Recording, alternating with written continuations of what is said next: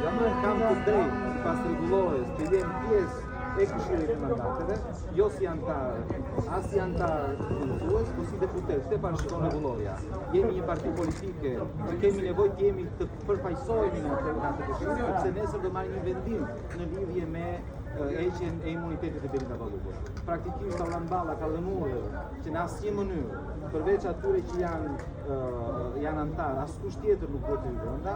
Justifikimi dhe preteksti është që ka dëgjuar prokurorët që të bëhet në dorë të mbyllura, por ti shpesh i preteksti se gjithmonë prokurorët kanë dërguar të bëhet në dorë të mbyllura dhe gjithmonë bën me dorë të hapura. Edhe në rastin e Samir Tahirit, e njëjta gjë, të Sali Berishës, e njëjta gjë, gjithmonë është bërë me dorë të hapura. Kjo është e parë. Është e qartë që u ka ardhur fundi. Edi Rama ka dalë në përgjime, është në dosjen e Belinda Ballukut, ku Belinda Balluku thotë një biznesmen më ka thënë që e ka mbyllur me Edi Ramën dhe i kërkon llogari.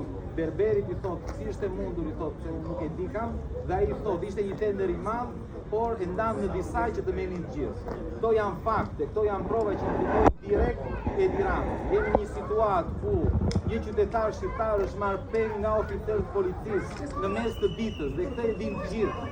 Kjo është ajo që po ndodh në Shqipëri. Nuk ka më kufi midis krimit dhe shtetit. Janë aq të ndërtuar sa nuk kuptohet më. Një qytetar shqiptar nuk e di më kë do do t'i drejtohet vitën që ka nevojë për mbrojtje. Kujt do t'i drejtohet? Polici që merr peng, do ta ditën e kanë kohë, dhe ai do kërkojë mbrojtje, ta kanë vetur, nuk kanë më, qytetarët nuk kanë më ku të kërkojnë të drejtën e tyre. Jam aty, po pres, ndërkohë kanë bërë një kërkesë zyrtare, pavarësisht se nuk takon. Kanë bërë një kërkesë zyrtare për të qenë pjesë e Këshillit.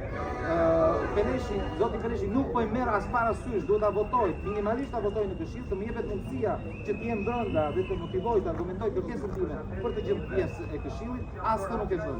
Është e qartë që është vendosur ta mbyllin dhe sa më pak të marrin vesh se cila është kërkesa e Spakut, cilat janë provat dhe cilat janë argumentet që Spaku po përdor për të kërkuar arrestin e Belinda Ballukut. Ajo që po ndodh është jashtëzakonisht e rëndësishme. U bë thirrje qytetarëve që janë shumë të vëmendshëm. Po kërkohet arresti Belinda Ballukut. Belinda Balluku duhet të dali para drejtësisë. Nuk mund ta mbrojnë, thotë Edi Rama, kemi 83 mandate, kemi marrë vota. Nuk mund të përdori 83 mandatet për të mbrojtur të korruptuarit. Duhet t'i përdorte në shërbim të qytetarëve, jo për të mbrojtur Belinda Ballukun. Por e vërteta është që nuk po mbron Belinda Ballukun, po mbron veten e vet.